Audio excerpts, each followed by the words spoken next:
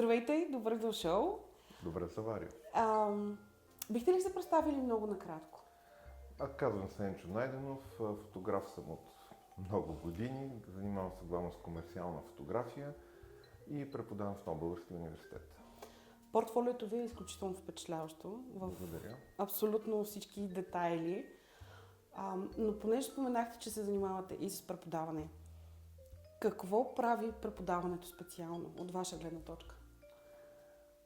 Първо, за да преподава човек, трябва да има желание, трябва да има вътрешна нагласа, трябва да иска да преподава. Защото според мен то е като всяко едно нещо, ако нямаш желание, по-добре е да не го правиш изобщо. Така че първо трябва да имаш вътрешно и нужда до известна степен, за да разкажеш на другите това, което ти знаеш, за да се постараеш и други хора да станат по-добри, дай Боже, в това, което правят. Вчера направихте една прекрасна демонстрация, така или иначе, на студиално осветление, на минималистично студиално осветление.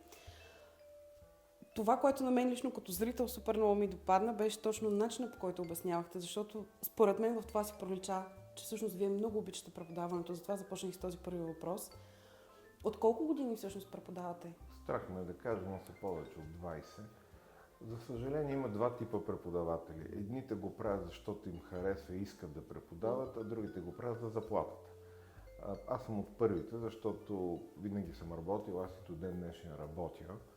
И считам, че трябва да се намери начин така да се преподава, че студентите първо да им е интересно, второ да е разбираемо. Това е един огромен проблем в академичните среди, защото много хора с идеята да звучи по-сериозно и да звучат по-научно, или как да го кажа, преподават сложно и студентите реално не разбират. В действителност най-добре се преподава първо, когато го разбираш, и колкото по-достъпно го преподадеш, според мен е по-правилно. Абсолютно. Има ли ситуации, в които снимате без студийно осветление, да се върнем на темата за студийното осветление? Значи, студийното осветление е екстра, ако мога така да се изразя, екстра, която ти е необходима, когато не ти достига нещо в наличната светлина. Разбира се, ако снимаме навън, имаме достатъчно налична светлина и тя рисува по начин, по който ни харесва, или можем да коригираме до степен начина, по който рисува и пак да ни хареса. Разбира се, ще снимаме само на налична светлина, дори и в интериор, ако имате големи хубави прозорци или пък лъч светлина, който влиза от някъде. Разбира се, че ще снимаме само на налична. Проблема в моята работа е, че много често ни се налага да снимаме в време, когато слънцето не е толкова благодатно към нас и да кажем, дори времето е лошо, може и да вали. Тогава се налага да използваме осветление, за да направим светлината по-близка до хубава слънчева светлина или като цяло да я направим по-жива. И за тогава ни трябва осветление със сигурност. И разбира се, когато снимате на тъмно, пак се налага. Естествено.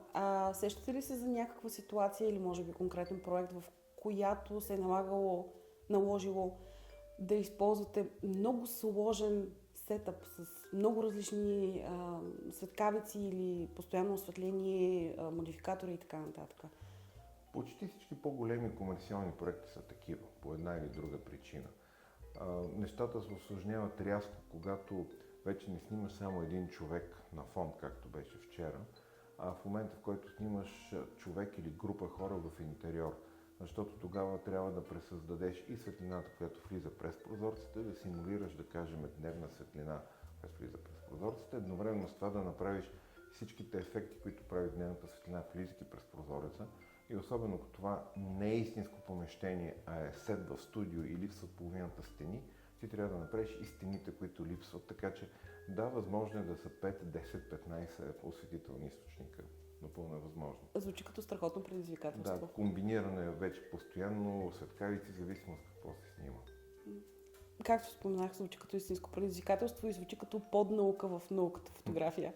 За първи път ли сте на Made Pro? Да. И какви са впечатленията ви? Да, за първ път съм на Made Pro. Много ми харесва атмосферата, която се образува тук.